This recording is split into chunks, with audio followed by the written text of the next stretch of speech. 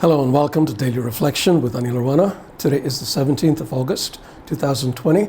We're going to reflect on Matthew 19, 16 to 22. Listen. Then someone came to Jesus and said, "Teacher, what good deed must I do to have eternal life?" And Jesus said to him, "Why do you ask me what is good? There is only one who is good.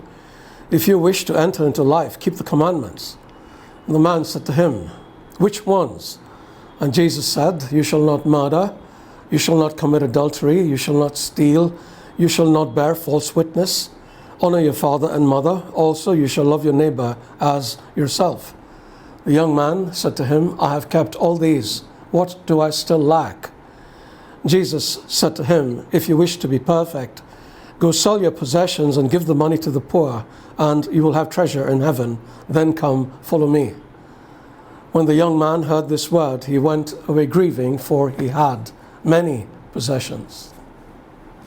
Gospel of the Lord. As you probably know, I teach in the schools of discipleship that we're currently running online.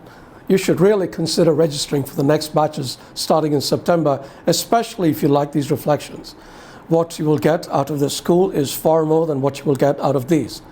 You will find details in the description box below if you want to join. Anyway, I am currently teaching about the cost of discipleship, and I use this young man that we read about today as an example of the cost to follow Jesus. Jesus tells this rich young man that if he wants to follow him, to first go sell all his possessions and give the money to the poor, and then come follow him. What do you think the man did? He ran for his life. What would you do if Jesus asked you to give up something that you valued if you really wanted to follow him? But he won't, you say. Are you sure about that? Let us look at a couple of things that Jesus says about the cost of discipleship, and then ask ourselves if we really want to follow him, or if he's best left alone.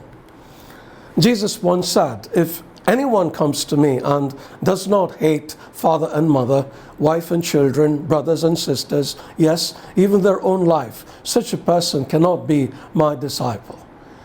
Now we can take this literally, which means nobody should be important to us but Jesus.